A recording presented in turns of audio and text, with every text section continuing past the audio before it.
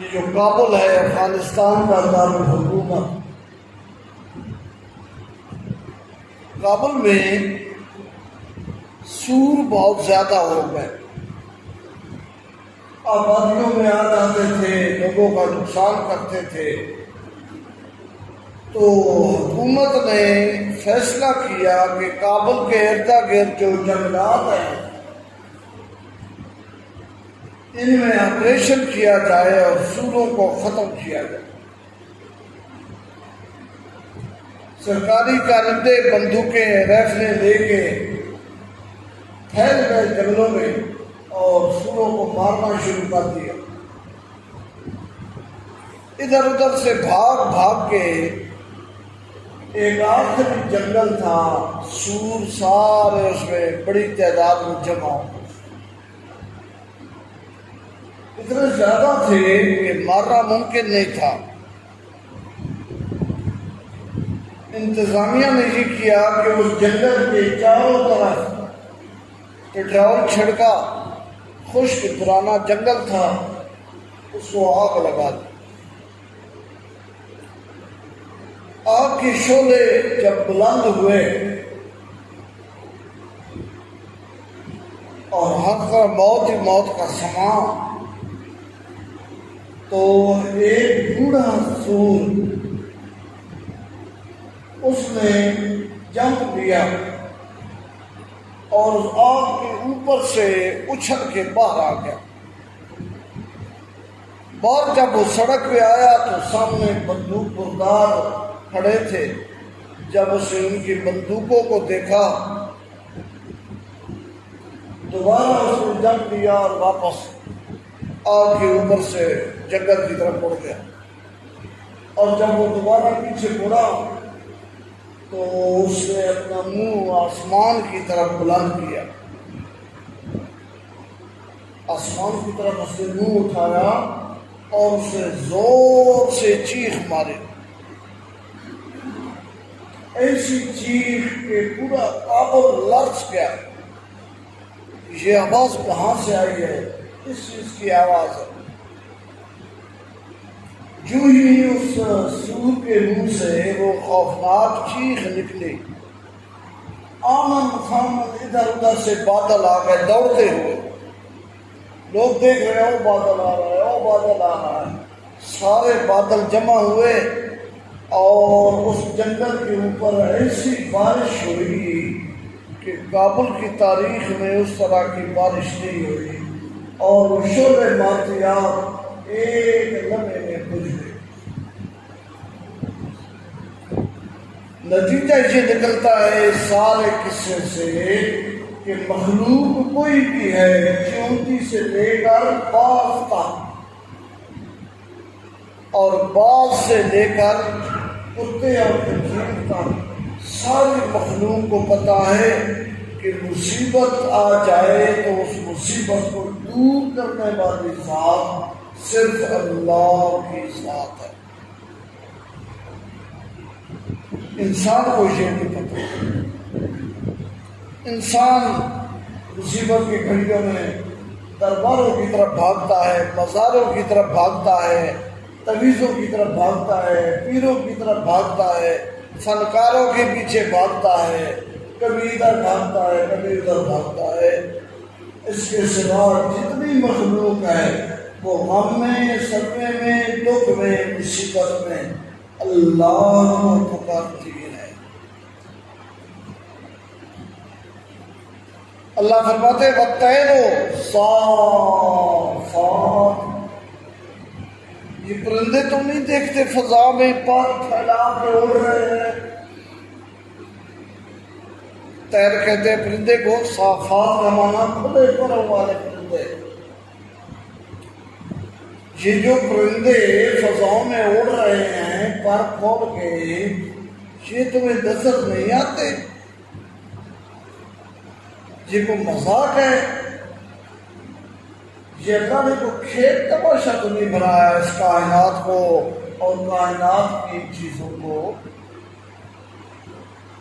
یہ دلائل ہے اللہ کی توحید کے، ان پہ غور کرو، سوچو، سمجھو۔ انہیں غور سے دیکھو۔ آگے اللہ تعالیٰ فرماتے ہیں کل قد علم صلاتہ و تسبیحہ، یہ جتنی چیزیں ہیں، آسمانوں میں رہنے والے فرشتے، زمین میں رہنے والے کیڑے مکوڑے، فضاؤں میں اڑنے والے پرندے، کل قد علم صلاتہ و تسبیحہ، ان میں سے ہر ایک کو پتہ ہے کہ پکارنا کس کو ہے اور تسبیح کس کی پڑھنی ہے۔ یہ سارے جانتے ہیں، انہیں علم ہے بذریعہ الہام۔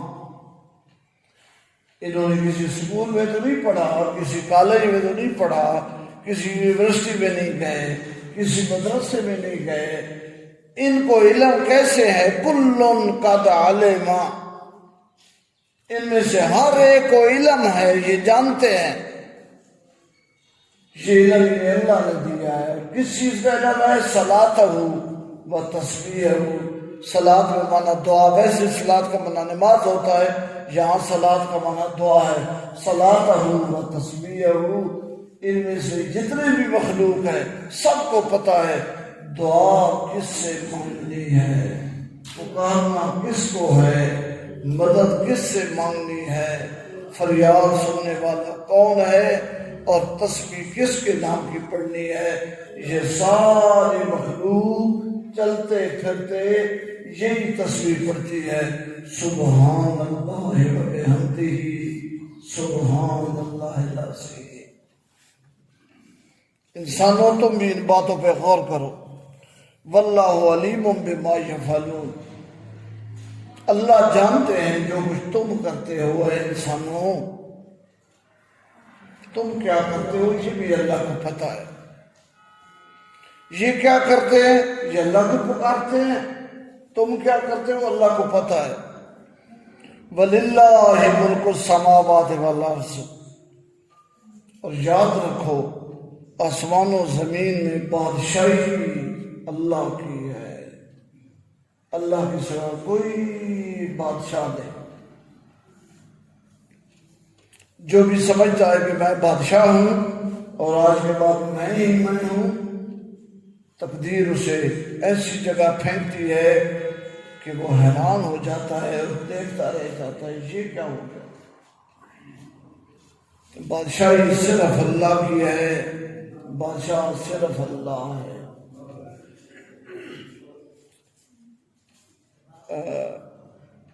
بھٹو صاحب کے زمانے میں ایک سیاستدان تھے اور مکس تھے، عالم بھی تھے سیاستدان بھی تھے، اور عالم بدو داڑھی تھے۔ مولانا کوثر نیازی ان کا نام تھا، دلچسپ آدمی تھے۔ بھٹو صاحب جب وزیر اعظم تھے تو قائد حزب اختلاف تھے مولانا مفتی محمود صاحب، مولانا فضل الرحمان صاحب کے والد گرامی۔ سیاسی کتابوں میں لکھا ہے کہ ایک دفعہ وزیر اعظم نے اپوزیشن لیڈر کی دعوت کی، روٹی پکائی۔ مفتی صاحب کھانے پہ گئے تو ساتھ نوابزادہ نصر اللہ خان تھے، پروفیسر غفور صاحب تھے اور 2-4 اپوزیشن کے لوگ تھے۔ کھانا جب لگایا گیا تو مفتی صاحب کو کسی نے کان میں کہا کہ مفتی صاحب یہ تو شراب کی بوتلیں بھی رکھ رہے ہیں۔ تو مفتی صاحب نے کہا کہ استغفر اللہ، بھٹو صاحب یہ ہٹوائیے اٹھوائیے۔ بھٹو صاحب حیران ہو کہنے لگے مفتی صاحب آپ شراب نہیں پیتے؟ مفتی صاحب نے کہا یہ آپ کیا کہہ رہے ہیں، شراب تو حرام ہے۔ باقی حرام ہے؟ ہاں کیوں نہیں، قرآن میں ہے باقی حرام۔ تو مولانا کوثر نیازی بھی بیٹھے تھے، بھٹو صاحب نے ان کی طرف ہاتھ کر کے کہا کہ یہ ہمارا مولانا تو ہٹا ہٹ پی جاتا ہے، اگر حرام ہے تو یہ ہمارا مولانا تو ہٹا ہٹ پی جاتا ہے۔ مولانا کوثر نیازی دلچسپ آدمی تھے. ان کا ایک شعر ہے، گندم اگر مل نہ سکے تو جو لانا. بازار میں جاؤ، گندم کا آٹا لے آؤ، اور اگر گندم نہ ہو، گندم اگر مل نہ سکے تو جو لانا. ہمارا کیا نہ مسٹر ہیں نہ مولانا، ہمارا کیا نہ مسٹر ہیں نہ مولانا. مکس قسم کی شخصیت ہے، آدھے مسٹر آدھے مولانا. بڑا یہ بوڑھے ہو گئے، ناکارہ ہو گئے، کسی گاؤں کے اندر رہے، دور بدل گیا، وزیر اعظم نواز شریف کا دور آ گیا. ملتان میں کانفرنس میں نہ جانے کانفرنس والوں کو کیا سوچی کہ انہوں نے مولانا کوثر نیازی کو بھی بلا لیا اور وزیر اعظم نواز شریف کو بھی بلا لیا. تو وزیر اعظم نواز شریف سٹیج پہ بیٹھے تو سٹیج سے اکرام شروع کیا اور اسے کہا کہ بس 2 منٹ تلاوت ہوگی، 3 منٹ نعت ہوگی، 5 منٹ مولانا کوثر نیازی کا خطاب ہوگا، اور اس کے بعد وزیر اعظم صاحب اظہار خیال فرمائیں. وزیر اعظم صاحب نے کانفرنس والوں کو کہا کہ تلاوت اور نعت تو ٹھیک ہے، یہ کوثر نیازی کو ہٹائیں، اس کے 5 منٹ ختم کریں، بس نعت شریف ہو اور پھر میرا بیان. تو ان کے لیے مسئلہ بن گیا کہ اب ایک آدمی کو ہمیں بلایا ہے، وہ اسلام آباد سے باہر ملتان گیا ہے، بزرگ بندہ ہے، ہاتھ میں کھونڈی ہے، بیمار بھی ہے، اب اگر ہم اسے دعوت نہیں دیتے تو بڑی بری بات ہے.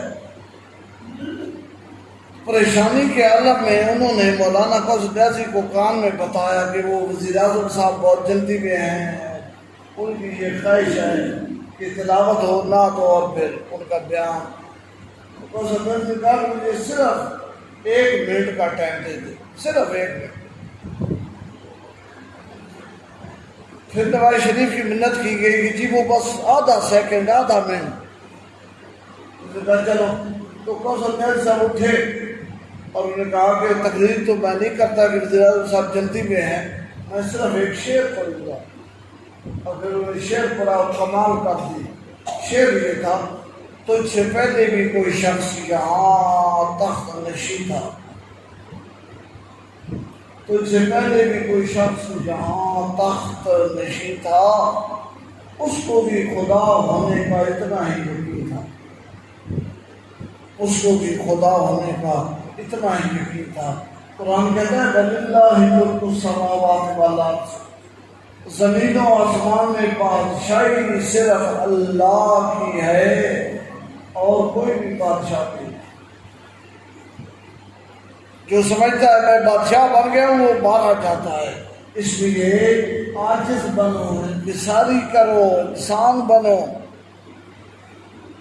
مولانا اشرف علی تھانوی رحمۃ اللہ علیہ خانہ بھون ہندوستان میں جن کی خانقاہ تھی، وہاں جب لوگ جاتے تھے بیعت ہونے کے لیے، علماء اکٹھے ہوتے، حضرت تھانوی فرماتے تھے بھائی اگر کسی نے صوفی بننا ہے، مولوی بننا ہے، بزرگ بننا ہے، پیر بننا ہے تو کسی اور خانقاہ میں جاؤ. انسان بننا ہے تو تھانہ بھون میں آؤ، انسان بننا ہے تو میرے پاس آؤ. مولوی پیر اور بزرگ بننا ہے تو کسی اور خانقاہ میں جاؤ. اللہ تعالیٰ فرماتے ہیں بادشاہ اللہ ہے، اس کی بادشاہی ہے زمین و آسمان میں اور کسی کی نہیں ہے. اس بات کو سمجھو اور انسان بنو اور ان دلیلوں پہ غور کرو کہ آسمانوں میں رہنے والی مخلوق، زمین میں رہنے والی مخلوق، بطیر و صافات، یہ جو پرندے پروں کو کھول کے اڑ رہے ہیں، کل قد علم صلاتہ و تسبیحہ، ان میں ہر شے دکھ کی گھڑی میں رب کو پکارتی ہے اور صرف اللہ کے نام کی تسبیح پڑھتی ہے. تم کیا کرتے ہو؟ تمہارے ہر بازو کے ساتھ 10 طویل بندے ہوئے ہیں، یہ کیا چکر ہے؟ تویزوں کے بغیر تمہارے گھر میں بچہ پیدا نہیں ہوتا. یہ گائے بکری اونٹ بیل ان کے بچے کیسے پیدا ہو رہے ہیں؟ کبھی تم نے دیکھا ہے مرغی جا رہی ہو، مچھلی جا رہی ہو، گائے جا رہی ہو، بھینس جا رہی ہو تویز لینے؟ ان کے تو ہو جاتے ہیں، تمہارے کیوں نہیں ہوتے؟ واللہ علیم بما یفعلون، جو حرکتیں کرتے ہو اللہ فرماتے ہیں مجھے سب پتہ ہے، میں جانتا ہوں۔ آگے فرمایا اس بات پہ غور کرو کہ تم جب بارش مانگتے ہو، گرمی ہوتی ہے، بارش کی دعائیں کرتے ہو، اللہ کسی بادل کو ادھر سے کھینچتا ہے، کسی کو اللہ ادھر سے لے کے آتا ہے، پھر اللہ ان بادلوں کو اکٹھا کرتا ہے، پھر وہ جمع ہوتے ہیں اور جمع ہونے کے بعد وہ برسنا شروع ہوتے ہیں، اور فطر البدر یخرج من خلال، پھر تم دیکھتے ہو کہ قطروں کی شکل میں بارش آتی ہے۔ یہ بھی اللہ کا کرم ہے۔ اگر آسمان کا منہ کھول دیا جائے، پرنالہ کھول دیا جائے، جیسے تمہارے پرنالے سے پانی، یوں اگر آسمانوں سے پانی آئے، تمہارے مکان ریزہ ریزہ ہو جائیں، تمہاری فصلیں ریزہ ریزہ ہو جائیں، تمہارا سب کچھ تباہ و برباد ہو جائے، من خلالی، چھلنی لگا دی ہے اللہ نے، چھلنی، اس چھلنی میں سے قطرہ قطرہ نیچے آتی ہے، قطرہ قطرہ۔ یہ ایک قطرے کی حفاظت کرنے والی ذات اللہ کی ذات ہے۔ ان دلیلوں پر غور کرو، اور آگے اللہ تعالیٰ نے فرمایا کہ یقلب اللہ اللیل والنہار، اللہ ہے جو دن کو رات بناتا ہے، رات کو دن بناتا ہے۔ یہ دن اور رات کا جو نظام ہے، اس پر اللہ کے سوا کسی کا کوئی اختیار نہیں۔ سورۃ قصص میں 20ویں پارے میں اللہ تعالیٰ نے فرمایا ہے، اللہ تعالیٰ اگر رات کو کہہ دے کہ رک جا، ایک ہفتہ رات رہے، پورا مہینہ رات رہے، پورا سال رات رہے، اللہ فرماتے فَمَن يَأْتِيكُم بِضِيَاءٍ، مجھے بتاؤ کون تمہیں سورج نکال کے دکھائے گا؟ نام لو اس کا، اس کا نام لو کہ ہم کہیں رات تو ٹھہر جا اور کچھ دن نکال کے لے آئے تمہارے فائدے میں۔ اللہ فرماتا ہے مجھے بتاؤ کون ہے؟ افلا تعقلون، عقل سے کام نہیں لیتے؟ کبھی تم نے سوچا نہیں انسان ہو جانور ہو کیا ہو، انسان تو دلیل کی بات مان جاتا ہے، سمجھ جاتا ہے۔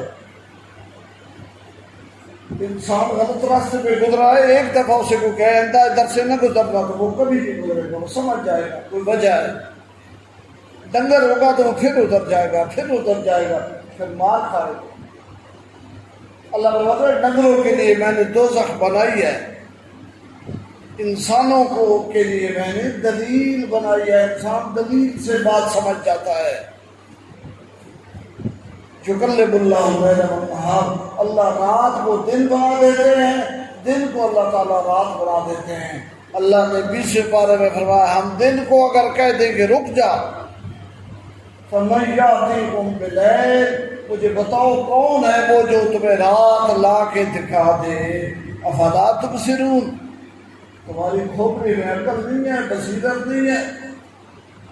یہاں بھی اللہ تعالیٰ نے فرمایا یہ جو ہم نے دلیلیں بیان کی ہیں، ان فی ذالک لعبرۃ لأولی الابصار، اس میں غور و فکر کا سامان ہے ان لوگوں کے لیے جن میں بصیرت ہے، عقل ہے، سمجھ ہے، وہ ان چیزوں کو غور کریں گے، ان پر توجہ دیں گے اور پھر نتیجہ نکالیں گے، اور پھر شرک سے توبہ طائب ہو جائیں گے اور اللہ کی توحید کا اقرار کر دیں گے۔ اور جن میں یہ چیز نہیں ہے، پھر ڈنگروں کا علاج جس طرح تم کرتے ہو، اللہ فرماتے ہیں ہم نے بھی اس کا علاج اور انتظام کر رکھا ہے، اور وہ قیامت کے دن ہونا ہے، دوزخ کی صورت میں سامنے آ جائے گا، جس دن جہنم سامنے آئے گی، وجیء یومئذ بجہنم، جب فرشتے زنجیریں ڈال کے، بڑی بڑی خوفناک زنجیریں، ان زنجیروں کو لاکھوں فرشتے کھینچ کھینچ کے جہنم کو میدان حشر میں سامنے لائیں گے، اور جب وہ جہنم سامنے آئے گی یوم یتذکر الانسان، اس دن انسان کو بات سمجھ آ جائے گی، وَأَنَّىٰ لَهُ الذِّكْرَىٰ، اس سے سمجھ آنے کا کیا فائدہ؟ وقت بے کافی ہے، ایک قطرہ ابر خوشنگام کا، جب چگ گئی کھیت چڑیاں پھر برسا نہیں تو کس کام کا۔ اللہ فرماتے ہیں آج تمہارے پاس وقت ہے، یہ قرآن ہے، یہ قرآن کے دلائل ہیں، انہیں سمجھو، ان پر غور کرو، شرک سے توبہ کرو، اللہ کی توحید کا نور اپنے سینے میں بٹھاؤ، پھر جنت بھی تمہارے لیے، بخشش بھی تمہارے لیے، عزتیں بھی تمہارے لیے، رحمتیں بھی تمہارے لیے، اور کائنات کی ہر چیز تمہارے لیے۔ آخر دعوانا الحمدللہ۔